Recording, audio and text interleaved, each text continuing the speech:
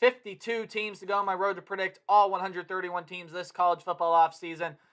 Closing out with the American Athletic Conference here in the next couple of days, and UCF is the team that is up next in my 2022 predictions. Now, UCF is a team that is losing a lot of pieces from last year, but this is only the second year that Gus Malzahn is going to be the head man for this UCF Knights team. And this is a group that I do like, and I still think is talented. I still think has some really good pieces on it.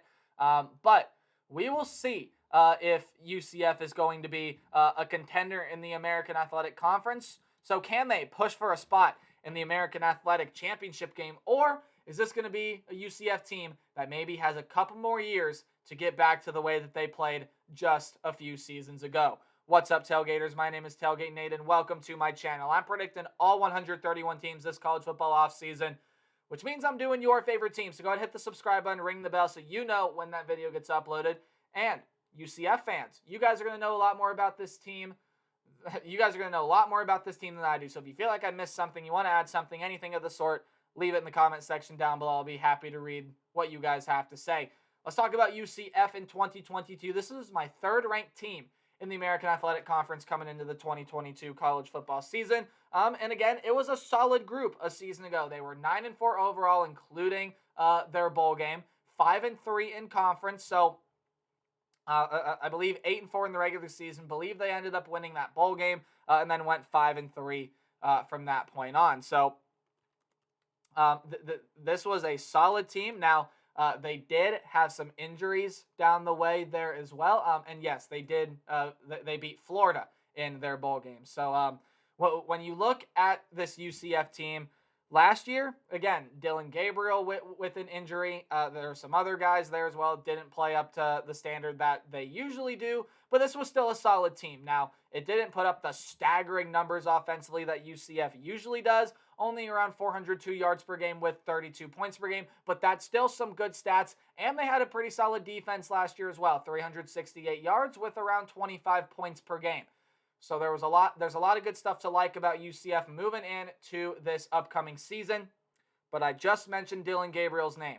Yeah, he is gone and lost off this team. Now, again, did have that injury last year, but before the injury, had 814 yards, 9 touchdowns, 3 interceptions, was well on his way to being a very, very good player for this, having another great season for this team.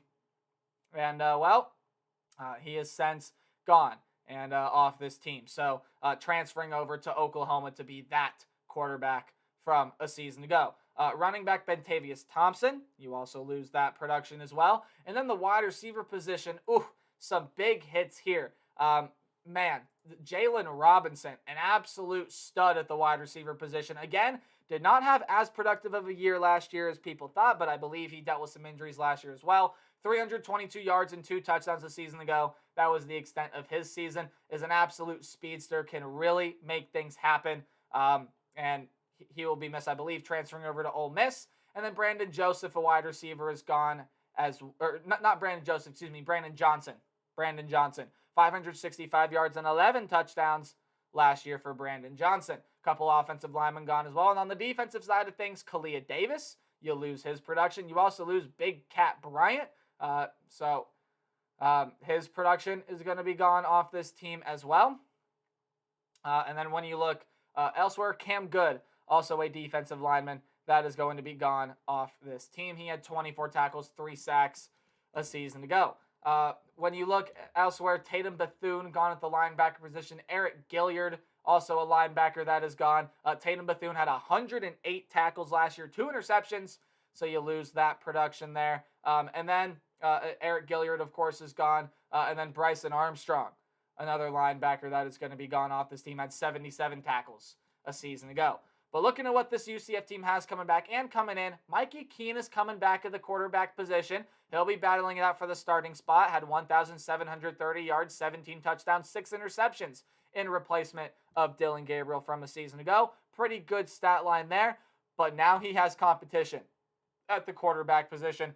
John Rice Plumlee from Ole Miss coming over. The quarterback transfer, the quarterback move to wide receiver. That's now moving back to quarterback again. is first on that on the depth chart that I'm looking at for the quarterback position.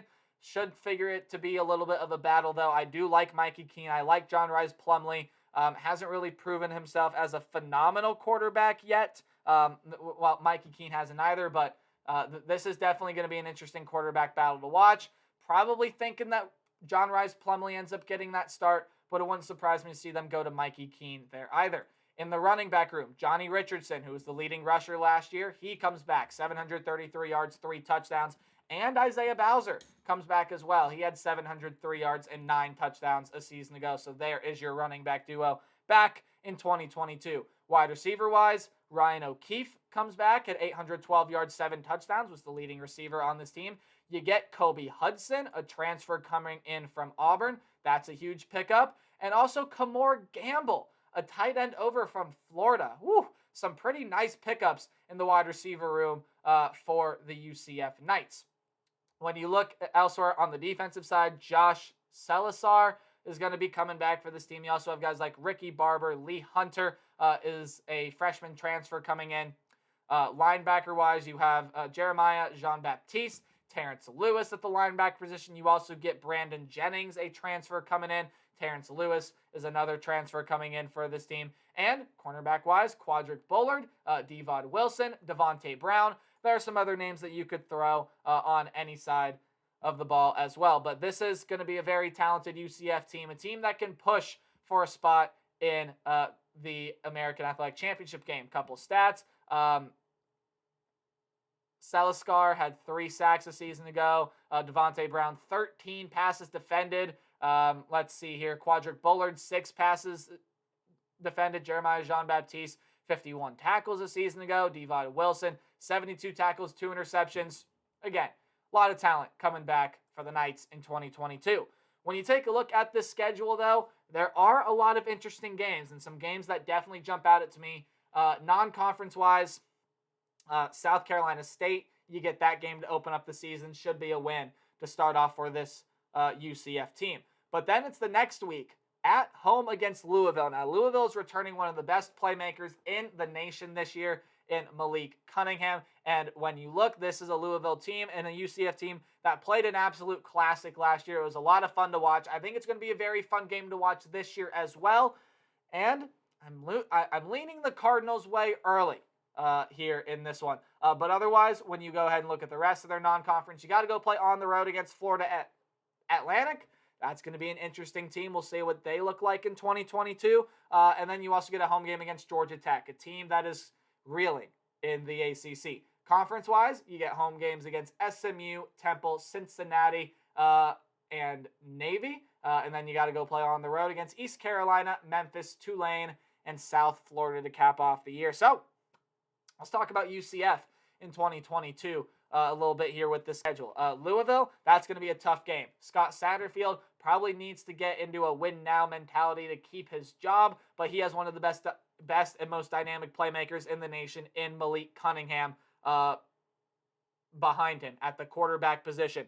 That's a very, very good talent. Malik Cunningham, of course, I've already said it, one of the best playmakers in the country. And these were 2 teams that played an absolute classic last year. I expect another fun one in 2022. When you take a look elsewhere at this schedule, I mean, there are some tricky games in the American Athletic Conference. I mean, SMU at home, can't take that SMU team lightly. They are going to figure to be a pretty solid team in 2022. Same thing with Cincinnati. Cincinnati, of course, a team that made the college football playoff a season ago. You can't take them lightly. That team probably not going to be as good as they were last year. That was a loaded Bearcats team a season ago. But that's still going to be a very, very good team. So you got to watch out for them. But again, UCF gets Cincinnati at home. When you look elsewhere, there are tricky road games for this UCF team. On the road at East Carolina, that's a team that I think can be a sleeper in the conference. You got to watch out for the Pirates. You got to watch out for the Green Wave as well. Another team that I feel like can be a sleeper in the conference. Going on the road at Memphis isn't going to be easy there as well. So this schedule definitely comes with its challenges. You got some interesting games at home for you to pull off an upset. Louisville, Cincinnati, possibly SMU if they end up starting out 4-0, maybe pulling off a couple upsets against Maryland and TCU there. And then you have some tricky road games there as well. I mean, East Carolina, again, like I've said, team returning their quarterback, their running back in Keaton Mitchell, who I love. Good defensive talent as well, along with some other pretty sneaky games here on the schedule. Now, I don't do game-by-game predictions. I do a more percentage-based Alex, help me predict the team's record. So if the game is in red, I don't see you winning the game. If the game is in orange, I still don't see you winning, but it is college football and upsets can happen. Yellow, your 50-50 high upset potential games. Games in yellow-green, games that you should win, but you got to watch out for teams on the other side of the ball. And games in yellow-green, plain and simple, I have you winning. So Navy, South Carolina State, Temple, probably should be able to walk away with wins there, although Navy, Temple, you could throw in the yellow-green if you really wanted to. I'm going to keep them in the green. I think UCF will be just fine in those games. When you look elsewhere across the schedule, there are tricky games. On the road against Florida Atlantic, I would watch out for. That Florida Atlantic team can be pretty good or it can be pretty miserable this year. It's kind of just how things work out with that Florida Atlantic team. I think they can be a little bit of surprise in Conference USA this year. I think they have the potential to. Again, going on the road, I think UCF should be able to win that game, but could prove to be an interesting one there. Maybe if UCF is up by 3 with 5 minutes left, pay attention because the game could get interesting.